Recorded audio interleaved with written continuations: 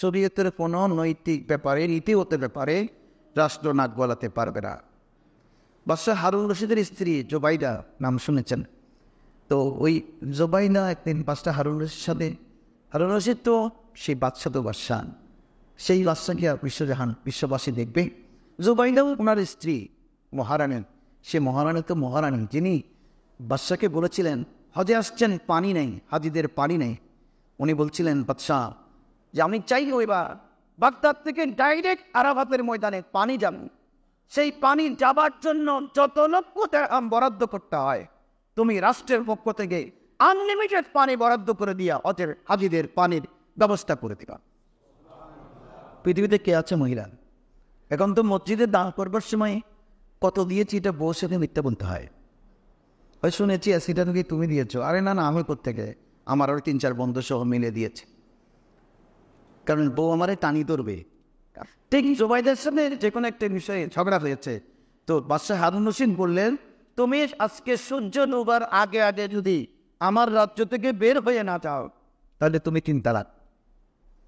এখন সময় তখন বিকেল গড়িয়ে আসছে, বাস জোবাইদা তো চিন্তা করুন আজকে তালাক হয়ে যাবে, কারণ আমি তো সন্ধ্যা সূর্য ডোবার আগে রাজ্য থেকে বেরিয়ে যেতে পারবো না। রাজ্য তো বিশাল, তো তার এরিয়া পৃথিবী, এ এলাকায় তো আমার বিমান নেই, আমি বেরিয়ে যাব, কোথায় যাবেন?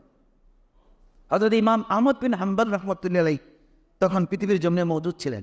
বাদশাহ মুর্শিদ আবার আলেমদেরকে বেশি মহব্বত করতেন, আলেম না হলে কিন্তু ভাত খেতেন না। এমনি বাদশাহ দুয়ার সবসময় আলেমদের জন্য খোলা ছিল। পাহাবেন কিন্তু দারোয়ানকে বলে দিতেন যে আলেম আসলে দরজা খোলা, এরা আমার সাথে চলে আসবে, তুমি কোনো বাধা বিপত্তি দেওয়ার দরকার নেই, এরা আমার বন্ধু, এদের সাথে ভাত না খাইলে ওনার আলো লাগতো না। ওরকম বাদশাহ ছিলেন। আর এখন আমরা তো আলেম দেখলে আমাদেরও অবস্থান খারাপ, আমরাও আমাদের অবস্থান নষ্ট করে দিয়েছি, ব্যক্তিত্ব ধরে রাখতে পারিনি, আলিমের মর্যাদাটা ধরে রাখতে পারিনি। এই জন্য মানুষ আমাদেরকে দেখলে গেছেই কেনাকাটা করবার জন্য, দোকানে ঢুকতে দেন রমজান মাসে, পাই এখন আসিয়েন না, ওদের কি আসিয়েন না, বেচবেন না? কি বেচা কিনা? আপনি তো জাকাত নিতে আসছেন। জাকাত নেবার জন্য মানুষের দোকানে দোকানে যেতে হবে, এটা শরীয়তের কোথায় আছে? যার জাকাত ফরজ হয়েছে উনি গরিবের বাড়িতে পৌঁছায় নিয়ে আসবে, দায়িত্ব না। অনেক ওনা থেকে বাঁধবার জন্য কাজ করবে, আমি কেন যাব? মাদ্রাসার চালের মস্তা আপনি পৌঁছাই দেবেন, মাদ্রাসার কোনো ছাত্র আপনার বাড়িতে যাবে না। গোসল আপনার দরকার হলে পুকুরের কাছে যাবেন, পুকুর আপনার বাড়িতে যাবে না। সোয়াব মান লাগলে মসজিদে আসবেন, মসজিদ আপনার বাড়িতে যাবে না।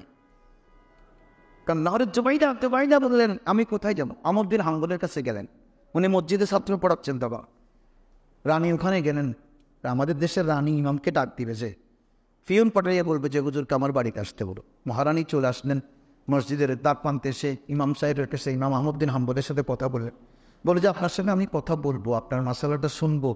মাসালা শুনলেন, শুনে বললেন আপনি মসজিদের বারান্দায় বসুন, বসুন, আমি আপনার সাথে কথা বলবো, আমি ছাত্রদেরকে একটু পড়াই। পড়াতে কিন্তু সন্ধ্যা গনিয়ে আসতেছে, সূর্য ডুবে যাবে একটু পরে। ওনার পালপিটেশন বেড়ে গেছে। হুজুরকে বললাম কি হুজুর আমারে বসে রাখছে। ইতিমধ্যে মাগরিবের নামাজের আজান হয়ে গেছে, হুজুর নামাজ পড়লেন। জোবাইদা তো চিন্তা করছে 3 তালাক তো হয়ে গেছে, বাদশার বাড়ি যেতে পারবো না। উনি বলেছেন সূর্য ডুবার আগে আমার রাজ্য থেকে তুমি বের হয়ে যাও। আর নামাজ শেষে ইমাম আহমদ বিন হাম্বল জোবাইদাকে বললেন আপনি বাড়ি চলে যান, আপনার বিয়ে ভাঙে নাই, তালাক হয় নাই। বলছে কেন হুজুর? সূর্য ডুবে গেছে। কই আমি সূর্য ডুবার আগে তো বান্দার রাজ্যের বাইরে, আল্লাহর রাজ্যের ভিতরে, বাদশার হুকুমের বাইরের জায়গা হলো মসজিদ। আপনি মসজিদে ছিলেন তো, মসজিদে বাদশার হুকুম বেড়ে চলবে না। আল্লাহর দরবারে ছিলেন যে আপনি বহুত আগে বেড়ে গেছেন, সুতরাং তালাক হয়নি। এজন্য মসজিদে কোনো রাষ্ট্রীয় ক্ষমতার হুকুম চলে।